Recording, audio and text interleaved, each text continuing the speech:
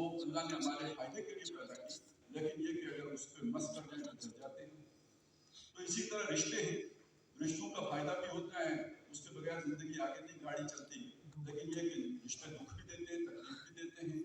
اور وہ کسی نے کہا کہ بھائی جو سب سے جانی دشمن تو وہ رشتے دار بن جاتا ہے۔ تو یہ ایک نقصان کا پہلو ہر شے کے اندر اللہ تعالیٰ نے رکھا ہے۔ تو جو اللہ نے چیزیں پیدا کی، ان چیزوں کے اندر جو شر ہے اس سے میں اللہ کی پناہ طلب کرتا ہوں۔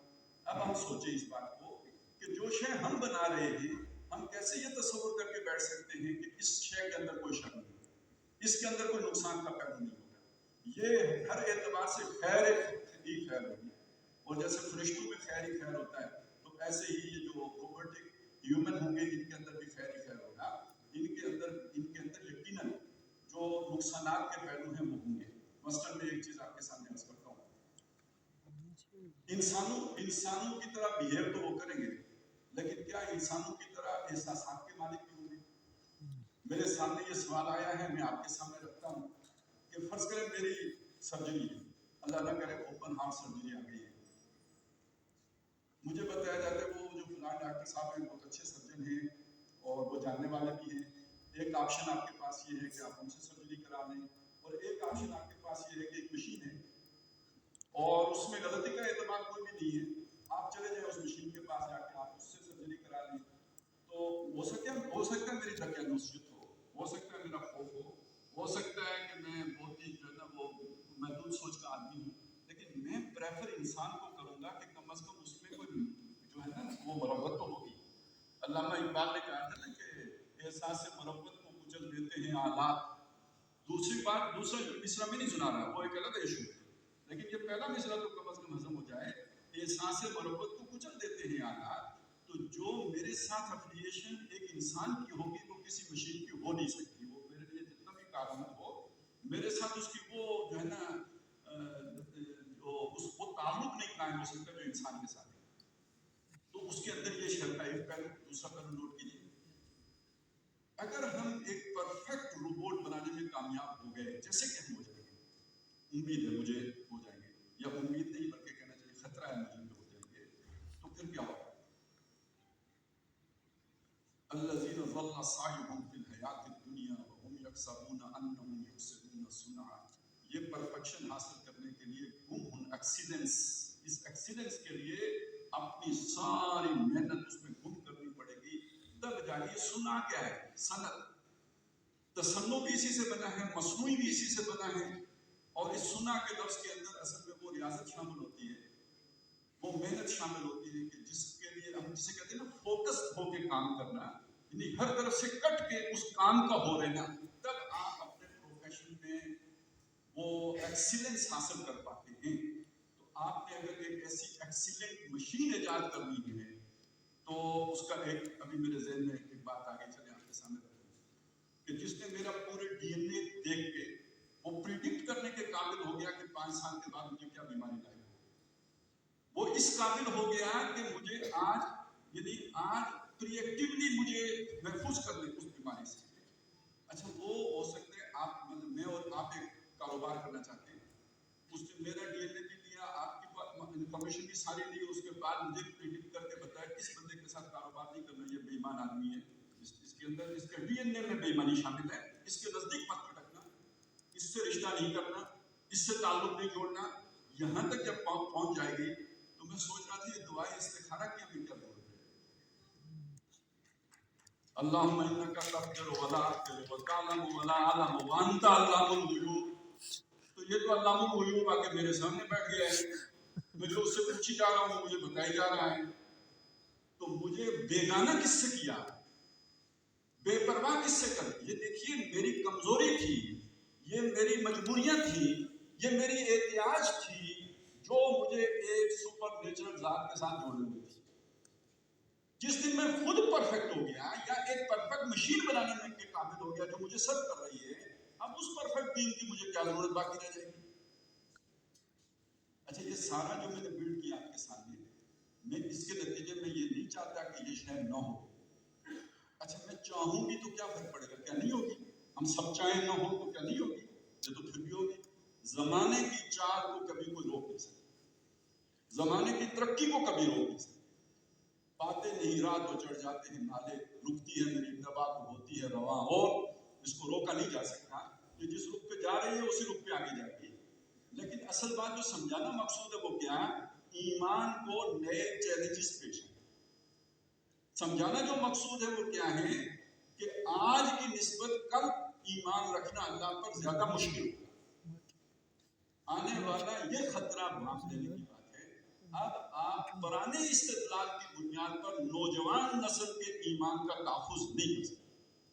اصل بات یہ جو سوچنے کی بات ہے وہ فقہی مسائل سے زیادہ بڑھ کر اس سے زیادہ اہم ہے ایمان کی حفاظت.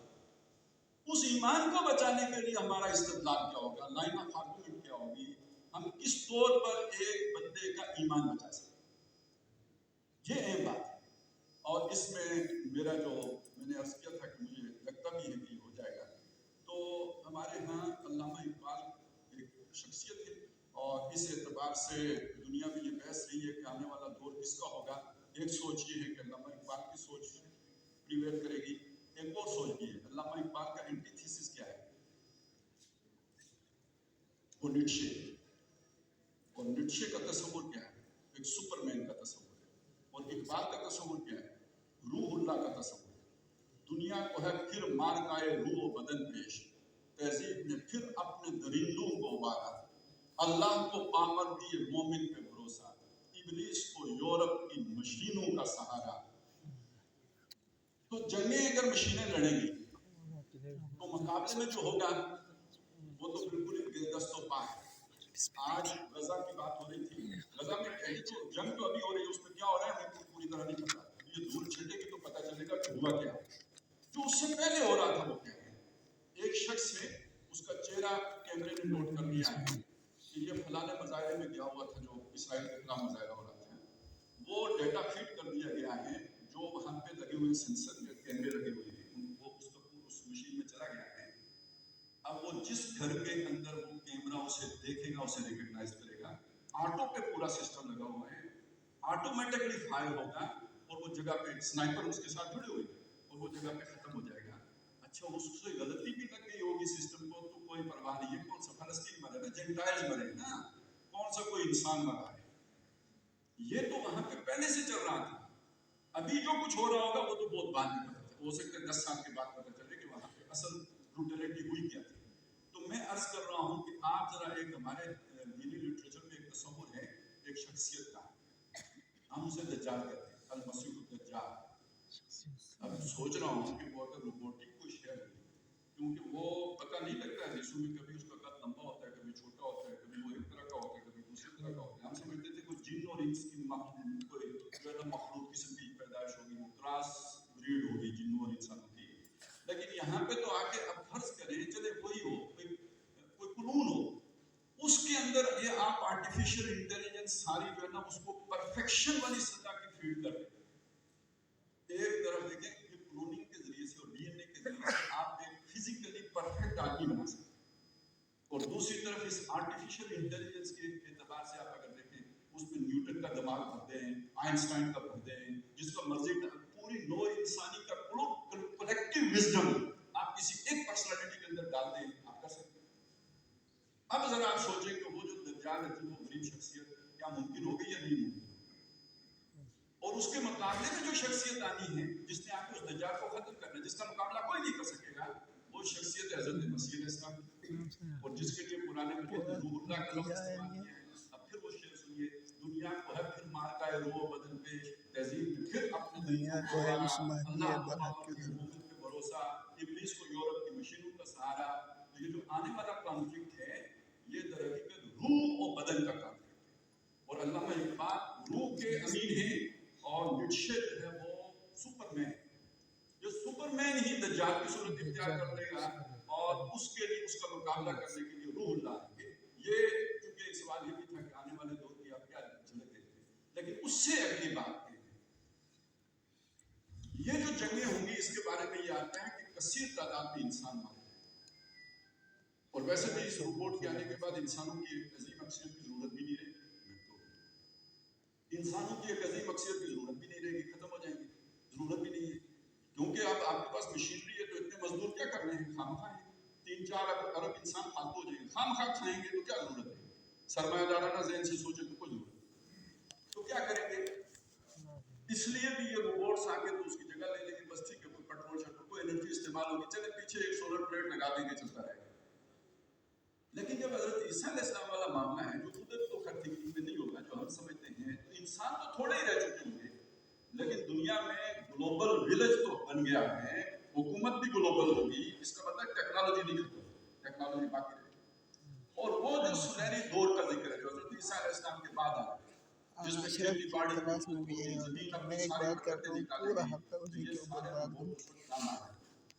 تو میں نے اس کی ایک درجے میں مخالفت تو کی، اس میں جو مضر اثرات ہیں ان کا ذکر تو کیا، لیکن اگر اللہ تعالیٰ کے گریٹر پلان کو سامنے رکھیں تو بالآخر اس سے جا کے مفید استعمال ہونا ہے، لیکن کل ہمارے ایمان کے لیے بہت بڑا چیلنج پیش آنا ہے، اور وہ یہ ہے کہ جیسے پہلے سر میں درد ہوتا تھا تو چلے جی مولوی صاحب کے پاس جائیں دم کرائیں، اب یہ ہے کہ کوئی ضرورت نہیں ہے، اسپرو کی گولی کھائیں اور چین پائیں، تو اسی طرح کل استخارے کی بھی ضرورت نہیں رہے گی، یعنی ہم انسان آہستہ آہستہ اللہ تعالیٰ سے مزید بے پرواہ ہوتا چلا جائے گا، یہ خطرہ ہے، ہم نے اس کو میٹ کرنا ہے، اس چیلنج کو دیکھنا ہے، اس سے نیوٹرلائز کرنا ہے کہ ہمارا ایمان محفوظ رہے، باقی یہ کہ ہر شے میں جہاں خیر ہوتا ہے وہاں شر بھی ہوتا ہے، جہاں شر ہوتا ہے وہاں خیر بھی ہوتا ہے، اللہ تعالیٰ ہمیں خیر کو جو ہے استفادہ کرنے کی اس سے توفیق عطا فرمائے، شر سے ہمیں محفوظ فرمائے، قل اعوذ برب الفلق من شر ما خلق۔